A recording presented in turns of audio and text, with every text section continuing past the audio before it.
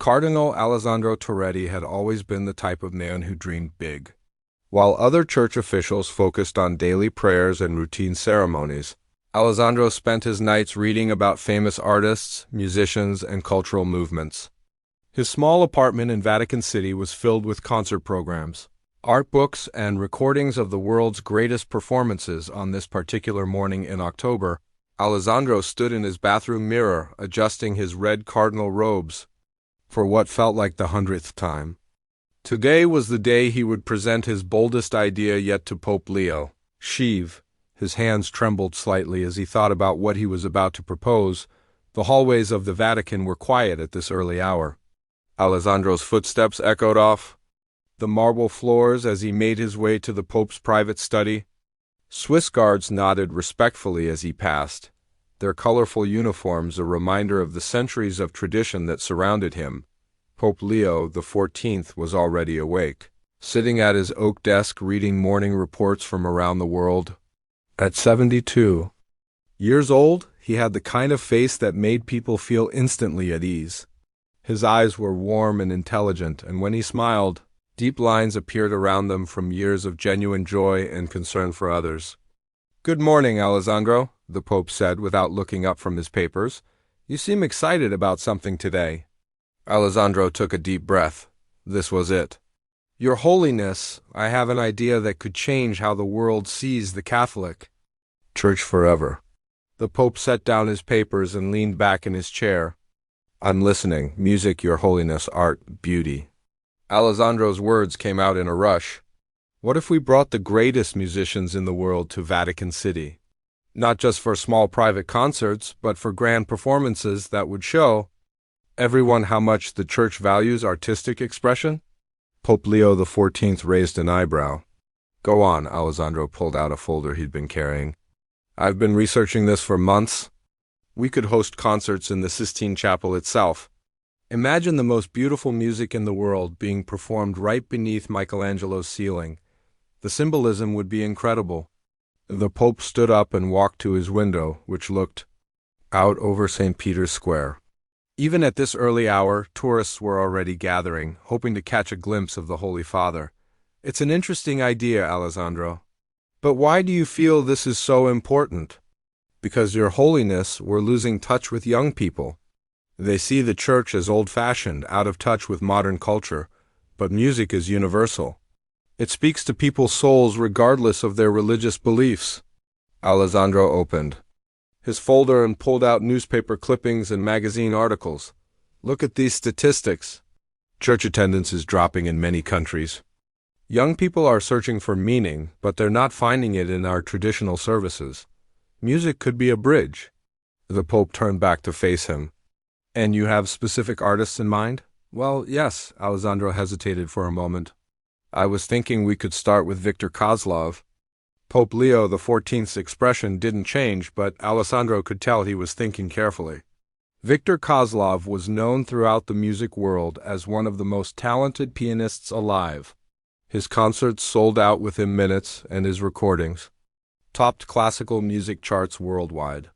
"Isn't he the Russian pianist who made those controversial comments about organized religion?" the Pope asked. Alessandro nodded. "Yes, but that's exactly why inviting him would be so powerful. If we can win over someone who's been critical of the Church, imagine the message that would send." The Pope walked back to his desk and sat down. "Tell me more about him." Victor Kozlov was born in Moscow in 1985. His grandmother was secretly religious during the Soviet era, but his parents were completely secular. He started playing piano at age 4 and was performing professionally by age 12. He's known for his incredible technical skill, but also for his emotional depth. Alessandro pulled out a photograph of Kozlov from a recent concert. The pianist was in his late 30s, with dark hair and intense eyes. Even in the still image, you could sense the passion he brought to his performances. He's also known for speaking his mind, Alessandro continued. In interviews, he's criticized what he calls the hypocrisy of religious institutions. But I think that's exactly why we need to reach out to him. Pope Leo XIV picked up the photograph and studied it carefully. What makes you think he would even accept an invitation? Because deep down, I believe he's searching for something. His music has such spiritual depth, even if he doesn't realize it. And honestly, Your Holiness, I think he'd be curious. The Vatican has never invited someone like him before. The Pope was quiet for a long moment. Alessandro could hear his own heartbeat as he waited for a response. Alessandro, you know that many of the cardinals would be concerned about this. They would worry about giving a platform to someone who's been critical of the Church. Yes, Your Holiness, but isn't that exactly what Jesus would have done? He didn't surround himself only with people who agreed with him. He reached out to tax collectors, prostitutes, and outcasts. Pope Leo XIV smiled slightly. That's a fair point. Alessandro leaned forward in his chair.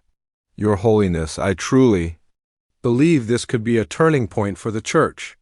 Not just with Viktor Kozlov, but with the whole world.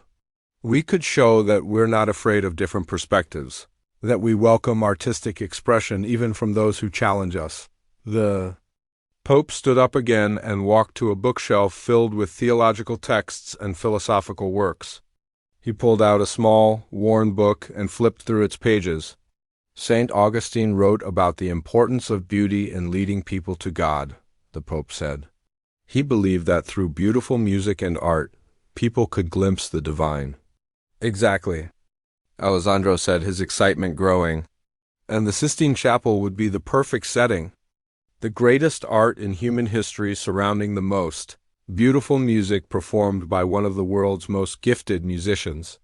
The Pope closed the book and looked at Alessandro with a thoughtful expression. What would be the practical arrangements? How would we handle security, media coverage? Alessandro had prepared for these questions. We would invite a small, select audience.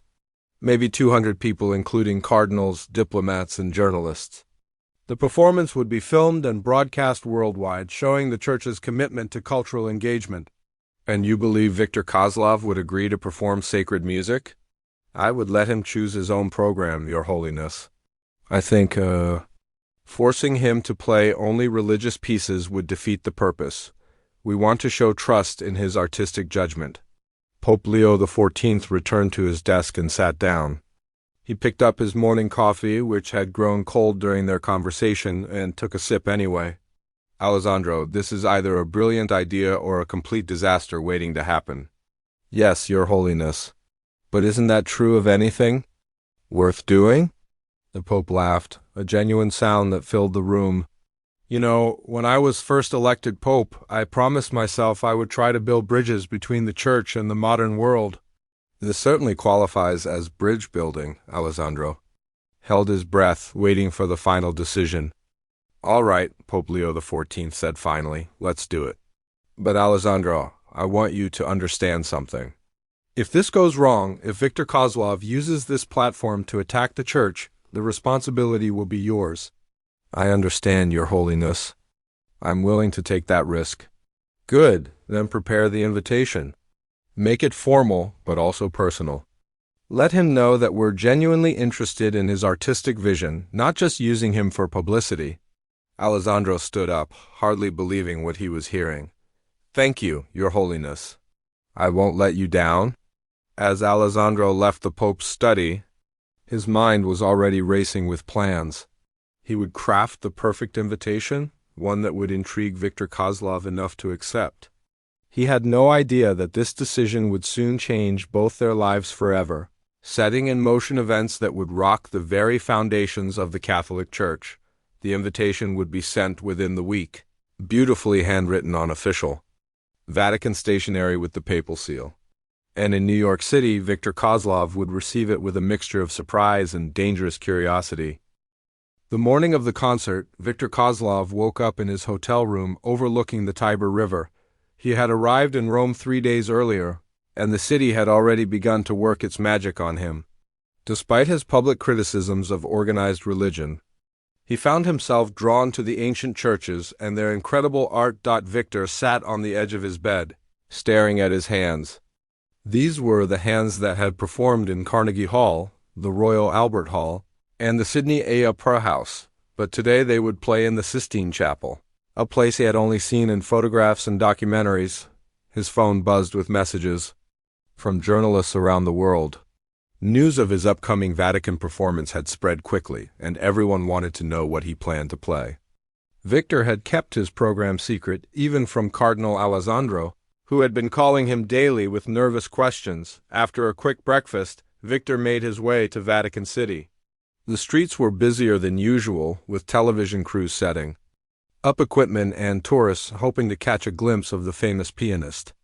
Swiss guards had increased security around St. Peter's Square, and Victor could feel the weight of anticipation in the air. Inside the Vatican, Cardinal Alessandro was having his own nervous morning. He had barely slept the night before, going over every detail of the event. The Steinway grand piano had been positioned perfectly in the Sistine Chapel, its black surface reflecting the colorful frescoes above. The lighting had been tested multiple times, and the sound system was ready to capture every note. "Everything will be fine, Alessandro," Pope Leo XIV said as they walked through the Vatican corridors together. "Have faith in your decision." But Alessandro wasn't so sure.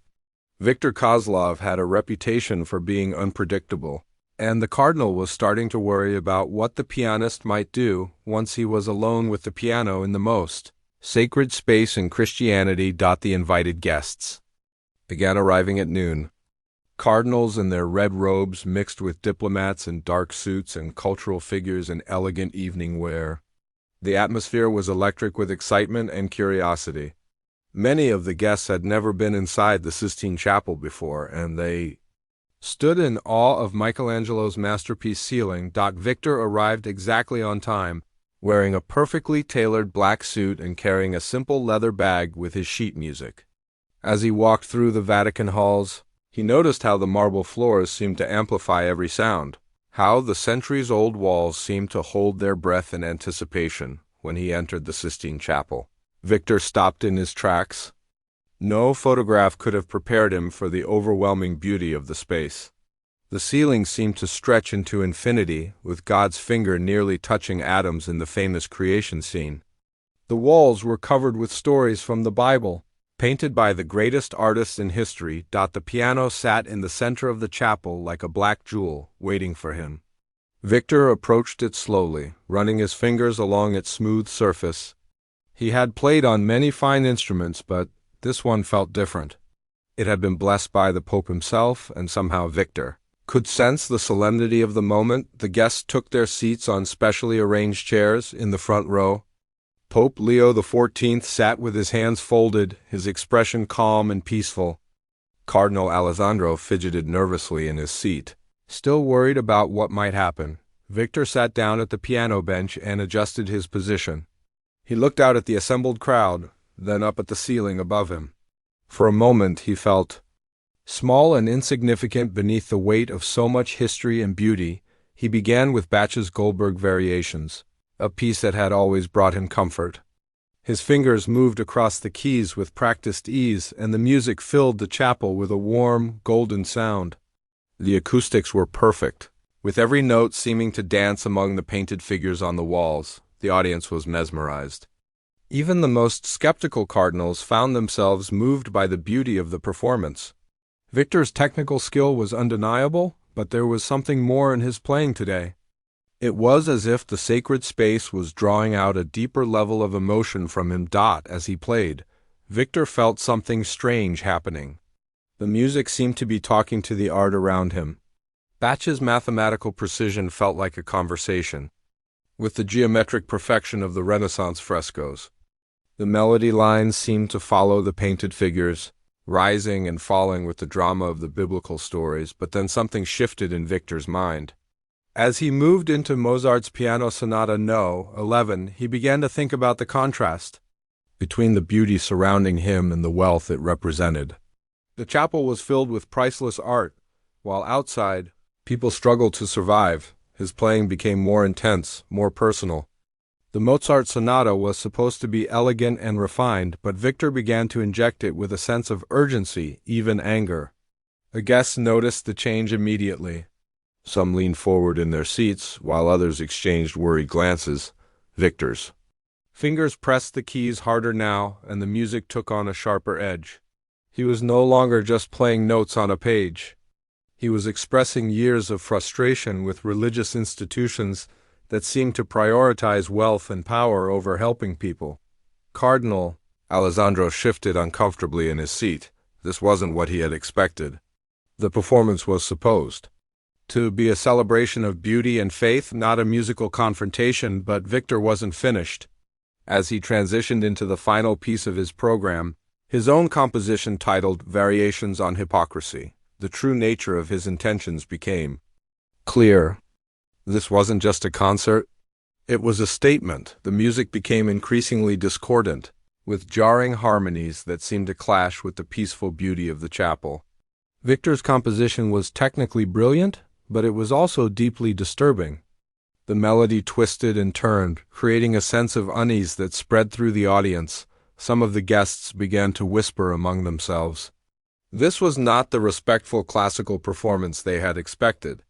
Victor was using the piano as a weapon, attacking the very institution that had invited him to perform. The painted figures on the walls seemed to watch in silent judgment as Victor's music grew more aggressive.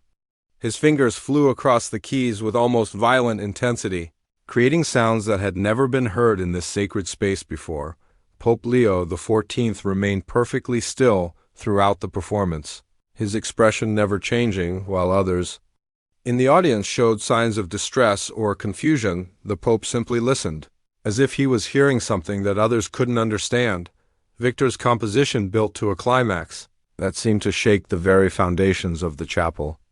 The music was so intense, so filled with raw emotion, that some guests had to resist the urge to cover their ears. It was beautiful and terrible at the same time, like watching a thunderstorm from a safe distance. As the final notes rang out, the chapel fell into complete silence.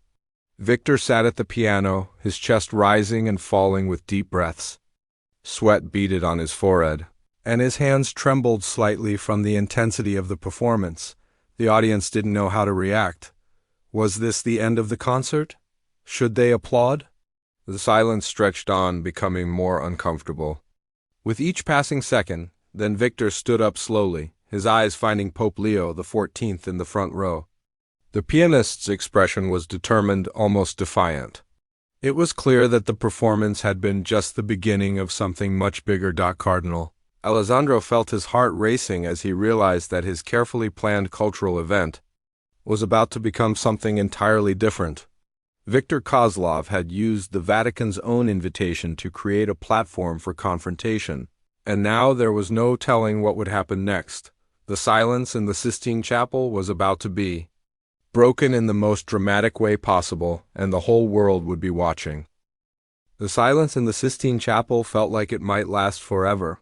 Victor Kozlov stood beside the piano, his chest still rising and falling from the intensity of his performance. 200 of the world's most powerful people sat frozen in their chairs, unsure of what they had just witnessed. Cardinal Alessandro felt his mouth go dry. This wasn't how the evening was supposed to go. He had imagined polite applause, perhaps a brief meeting between Victor and the Pope, and then a successful conclusion to his cultural initiative. Instead, he was watching his carefully planned event transform into something he couldn't control. Victor wiped his forehead with the back of his hand and took a deep breath. The music was over, but he wasn't finished.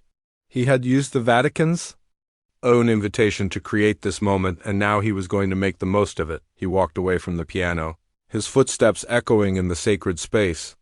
Every eye in the chapel followed his movement as he made his way toward the front row where Pope Leo XIV sat. The security guards positioned around the chapel tensed, ready to intervene if necessary, but Victor's movement was deliberate, not threatening. He walked with the confidence of someone who had already decided what he was going to do, regardless of the consequences. "Your Holiness," Victor said, his voice carrying clearly through the chapel's perfect acoustics. His Russian accent made the words sound even more formal and deliberate. Pope Leo XIV looked up at him with those same calm, steady eyes that had watched the entire performance without showing any emotion. The Pope's hands remained folded in his. lap, and his expression gave nothing away. "I hope you enjoyed the music," Victor continued, though there was something in his tone that suggested he wasn't really talking about the performance at all. The guests in the chapel were barely breathing. Television cameras that had been set up to capture a beautiful cultural event were now recording what was clearly becoming a confrontation between one of the world's most famous musicians and the leader of the Catholic Church. Victor looked around the chapel, his eyes taking in the priceless frescoes, the golden decorations, the elaborate architecture that had cost fortunes to create and maintain. Then he looked back at the Pope. "I've just performed what I like to call the Emperor's new clothes for the Catholic Church," Victor said, his voice growing stronger with each word. Cardinal Alessandro half rose from his seat, his face pale with growing panic. This was exactly what he had been afraid of. The pianist was about to use this sacred space to attack the Church in front of the world's media. Several other cardinals shifted uncomfortably in their seats. They had been skeptical of Alessandro's plan from the beginning, and now their worst fears were being realized. The Chapel of the Sistine, where popes were elected and the most sacred ceremonies took place, was being turned into a stage for criticism, but Victor wasn't paying attention to their discomfort. His focus was entirely on Pope Leo XIV, who continued to sit calmly as if he was genuinely curious about what the pianist had to say. "Look around you, Your Holiness," Victor continued, gesturing at the magnificent art surrounding them. "You sit here surrounded by billions of dollars worth of paintings and sculptures in a palace that most kings would envy. And yet, millions of people who call themselves your followers can barely afford to feed their families." The words hit the chapel like physical blows. Some of the guests gasped audibly, while others looked around nervously, as if they expected lightning to strike. The building, Victor's voice grew more passionate as he continued. "You speak of humility while wearing rings worth more than most people earn in a lifetime.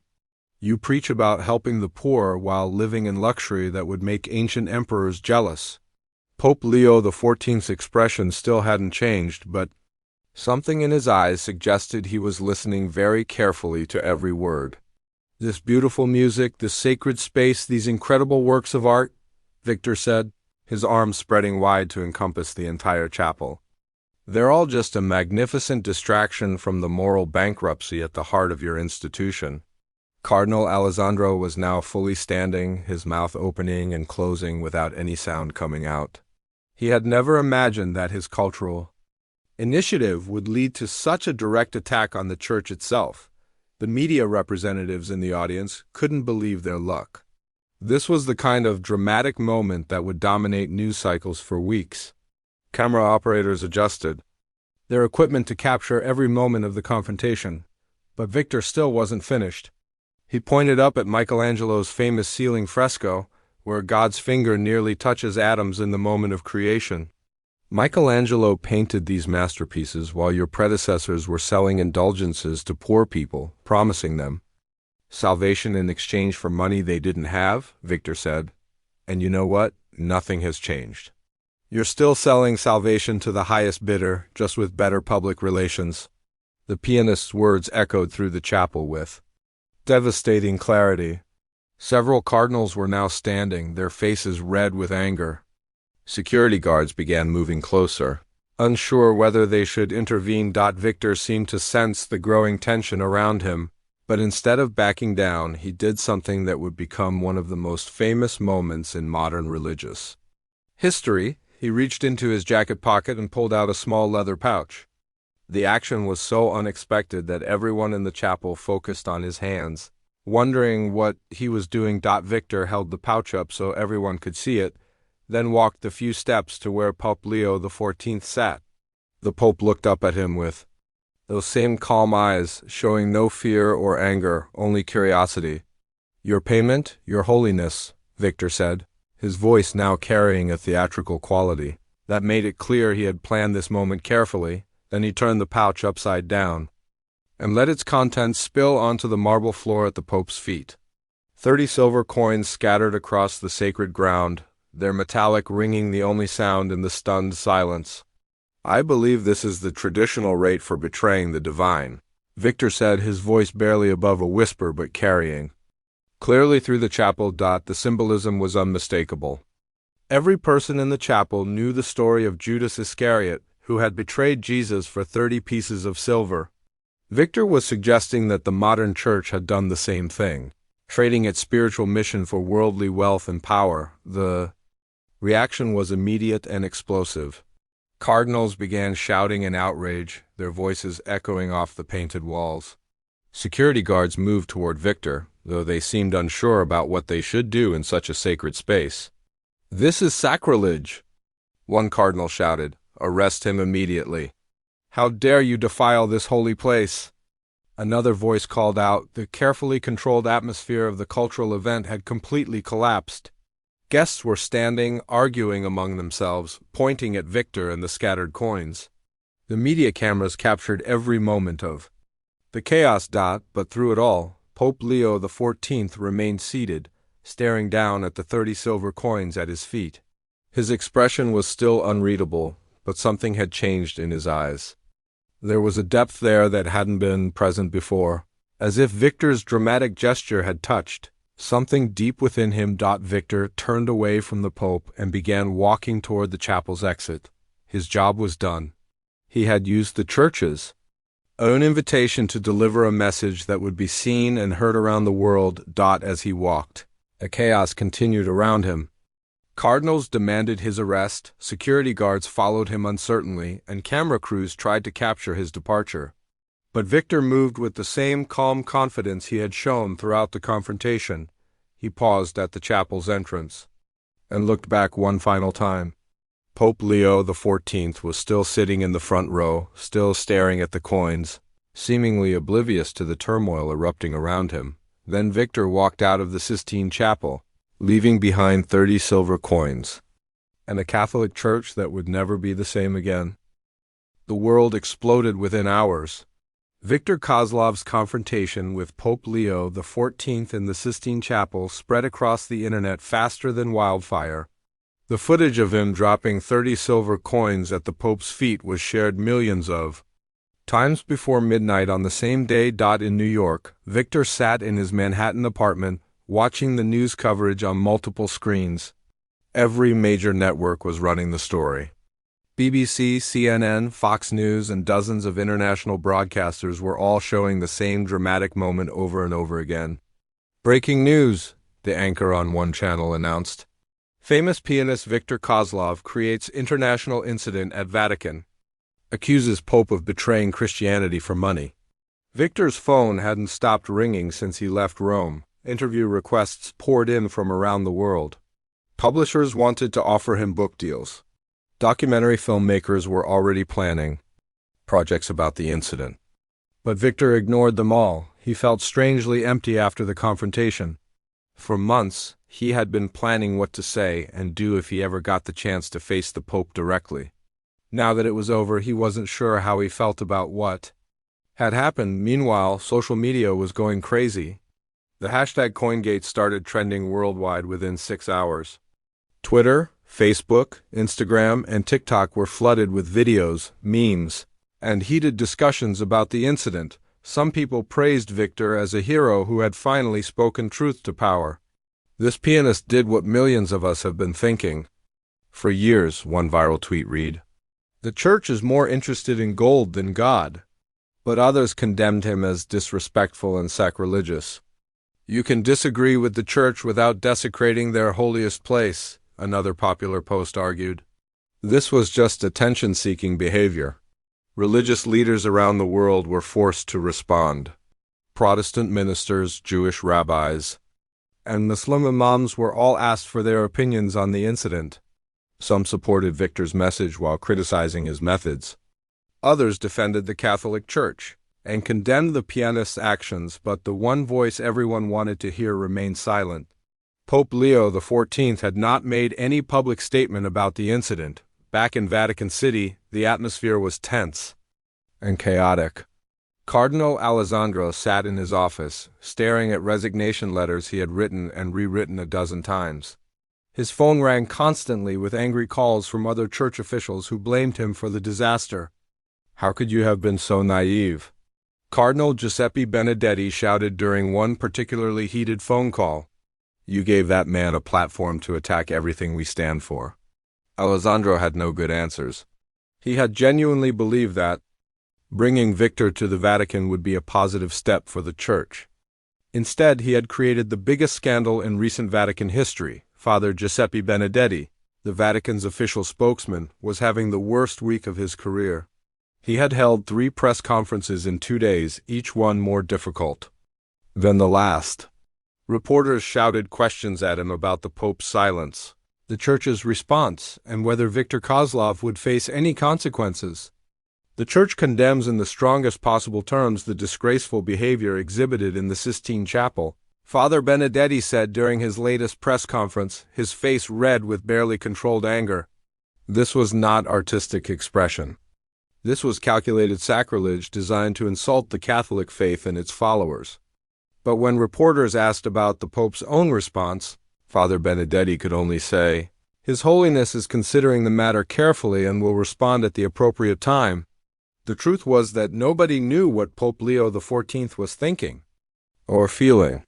Since the incident, he had retreated to his private apartments and refused to see anyone except his personal secretary, Father Miguel Santos. Father Santos had worked for the Pope for over 10 years. He had seen him through difficult times before, but never anything like this. For 3 days after the incident, the Pope had barely eaten, barely slept, and barely spoken. Every morning, Father Santos would find the Pope in his private chapel, kneeling before a simple wooden crucifix that had belonged to his grandmother. The Pope would stay there for hours, sometimes moving his lips in silent prayer, sometimes just staring ahead in deep thought. "Holy Father," Father Santos said on the 3rd morning, "perhaps you should eat something. The kitchen prepared your favorite breakfast." Pope Leo XIV looked up with tired eyes. Father Santos was shocked to see that the Pope had been crying. In all their years together, he had never seen the Holy Father show such raw emotion. "Miguel," the Pope said quietly, "what if he was right?" Father Santos felt his heart sink. "Your Holiness, you cannot let the words of one angry man shake your faith." "But that's just it," the Pope continued, his voice barely above a whisper. "I don't think he was angry.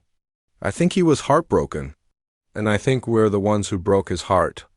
The Pope stood up slowly, his knees stiff from kneeling on the hard floor. "Miguel, do you know what I saw when I looked at those 30 silver coins on the floor?" Father Santos shook his head. "I saw every homeless person who has ever walked past our golden gates. I saw every child who has gone hungry while we ate from silver plates. I saw every family that has lost their home while we lived in palaces." "But Holy Father," Father Santos protested, "the Church does enormous good work around the world. We feed the hungry, care for the sick, educate the poor." "Yes, we do," the Pope agreed. "But we also live in luxury that would make ancient kings jealous. We collect art worth billions while people suffer. We preach about the virtue of poverty while surrounded by unimaginable wealth." Father Santos had never heard the Pope speak like this before. It was as if Viktor Kozlov's dramatic gesture had cracked something open inside him, releasing doubts and questions that had been buried for years. "Your Holiness, what are you thinking of doing?" The Pope walked to his window and looked out over St. Peter's Square. Even at this early hour, crowds were gathering. Some were regular tourists, but many were protesters and supporters related to the Viktor Kozlov incident. "I'm thinking about those coins, Miguel. I've been carrying them with me everywhere I go since that night." Father Santos looked surprised. "You kept them?" "Every single one. They're in my pocket right now." The Pope reached into his robes and pulled out a small leather pouch. "I look at them whenever I'm tempted to forget what Mr. Kozlov was trying to tell us." "But Holy Father, surely you don't believe that the Church has betrayed Christ?" Pope Leo XIV was quiet for a long moment. "Miguel, when Jesus threw the money changers out of the temple, what do you think he was really angry about?" "About people using the temple for profit instead of prayer?" "Exactly. And what do you think he would say if he walked through the Vatican today? If he saw our art collections, our bank accounts, our political influence?" Father Santos didn't know how to answer. He had never seen the Pope question the Church's fundamental practices so directly. "I think," the Pope continued, "that Mr. Kozlov may have done us a favor. He held up a mirror to our faces and we didn't like what we saw. The question is, are we brave enough to look deeper into that mirror?" Outside, the world continued to debate the incident. News programs analyzed every frame of the footage. Religious scholars discussed the theological implications. Political commentators debated what it meant for the Church's influence, but inside the Vatican, Pope Leo XIV sat in his private chapel, holding 30 silver coins and asking himself the hardest questions of his life. He had no idea that his answers would soon shock the world even more than Viktor Kozlov's dramatic gesture had. 7 days after the incident that shook the world, Pope Leo XIV finally emerged from his private quarters with a plan that would leave everyone speechless. The first person he called was Cardinal Alessandro, the man who had started this whole chain of events. Cardinal Alessandro entered the Pope's study expecting to be fired. His resignation letter was folded in his pocket, ready to be handed over. Instead, he found Pope Leo XIV looking more energetic and focused than he had seen him.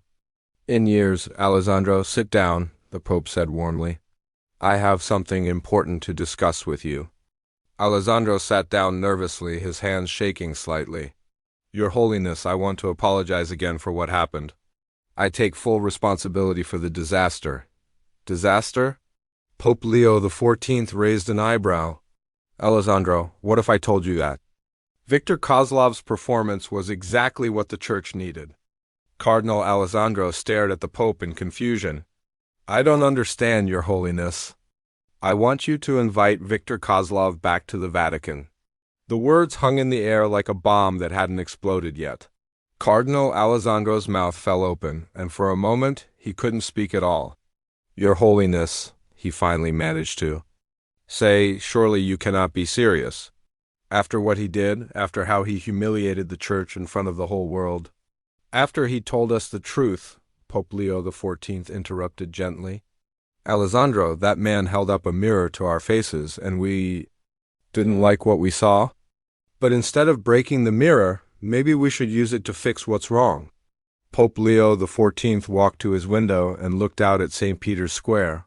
Even a week later, crowds were still gathering, some supporting Victor, others defending the Church. The incident had created a global conversation about religion, wealth, and moral responsibility. "I want to hold a public dialogue with Viktor Kozlov," the Pope continued. "No scripts, no prepared statements, no handlers. Just two men talking honestly about faith, doubt, and what the Church should really stand for." Alessandro felt dizzy. "Your Holiness, the other cardinals will never agree to this. They're already furious about what happened. If you bring him back, then they'll have to trust that I know what I'm doing," the Pope said firmly. "Alessandro, I've spent my entire life in the Church. I've seen us do incredible good and I've seen us make terrible mistakes. It's time we had an honest conversation about both." Meanwhile, in New York, Viktor Kozlov was trying to return to his normal life, but nothing felt normal anymore. He had performed the same confrontation he had dreamed about for years, and now he felt strangely empty. His agent, Maria Santos, was fielding hundreds of interview requests every day. Publishers were offering him massive book deals. Hollywood producers wanted to make movies about his life. But Victor wasn't interested in any of it. He sat at his piano in his Manhattan apartment, playing the same melancholy piece over and over. Again, it was something he had written years ago, during a particularly difficult time in his life. Now it seemed to capture exactly how he felt about everything that had happened. When the phone rang, Victor almost didn't answer it, but something made him pick up on the fourth ring. "Mr. Kozlov," the voice on the other end said, "this is Cardinal Alessandro Toretti from the Vatican. I have a message from His Holiness Pope Leo XIV. Victor sat up straighter. He had expected legal threats, maybe even arrest warrants. He hadn't expected a personal call from the Vatican. "The Pope would like to invite you back to Rome," Cardinal Alessandro continued. "He wants to have a public dialogue with you, broadcast live to the world." Victor was quiet for a long moment, Is this some kind of trap? No trap, Mr. Kozlov. The Pope genuinely wants to talk with you. He wants to discuss everything you said that night, everything you challenged us about. And he wants to do this in public? In St. Peter's Square, in front of 100,000 people, with television cameras broadcasting to the entire world. Victor looked around his apartment at all the news coverage still playing on his television screens. Part of him wanted to stay in New York and let the controversy die down. But another part of him was curious about what the Pope really had to say. "I'll think about it," Victor said finally. Maria Santos thought he was crazy when he told her about the invitation. "Victor, this is obviously a setup. They want to humiliate you in public, to get revenge for what you did." But Victor wasn't so sure. There had been something in Cardinal Alessandro's voice, something that sounded almost hopeful rather than angry. 3 days later, Victor was back in Rome, sitting in the same hotel room overlooking the Tiber River, but this time, everything felt different. The city was buzzing with excitement and tension. News crews from around the world had descended on Vatican City. St. Peter's Square was being prepared for what some were calling the most important religious event in decades, the morning of the dialogue. Victor woke up feeling nervous in a way he hadn't felt since his first major concert as a child. This wasn't about performing music. This was about something much more personal and important. He dressed carefully in the same black suit he had worn to the Sistine Chapel. As he looked at himself in the mirror, he thought about his grandmother, who had kept her faith alive in secret during the dark years of Soviet oppression. What would she think about what he was about to do? St. Peter's Square was packed with over 100,000 people. They came from all over the world, representing every possible opinion about the controversy. Some held signs supporting Victor, others defending the Pope. Many simply came to witness history. Television networks had set up elaborate coverage, with analysts and commentators trying to predict what would happen.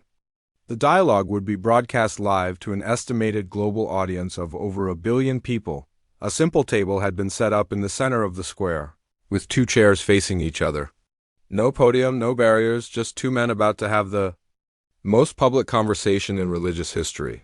Pope Leo XIV appeared first, walking slowly across the square in his simple white robes. The crowd's reaction was mixed cheers and boos intermingled as he took his seat. But the Pope seemed calm, almost peaceful. Then Victor appeared, and the crowd's reaction was even more intense. Some people shouted insults, others applauded enthusiastically. Victor walked steadily to the table, his expression serious but not hostile. As Victor sat down, Pope Leo XIV did something that surprised everyone watching. He reached into his robes and pulled out a small leather pouch, the same one Victor had used to scatter the 30 silver coins a week earlier. The Pope opened the pouch and let the coins spill onto the table between them, just as Victor had done in the Sistine Chapel. The symbolism was clear to everyone watching. "Victor," Pope Leo XIV said, his voice carrying clearly through the microphones, "you were right about many things that night. We have built walls of wealth and tradition that sometimes separate us from the very people we're called to serve." Victor looked genuinely surprised. This was not the defensive response he had expected from the leader of the Catholic Church. "But," the Pope continued, "I want to share something with you. I've carried these coins with me every day since that night. Not as a burden, but as a reminder."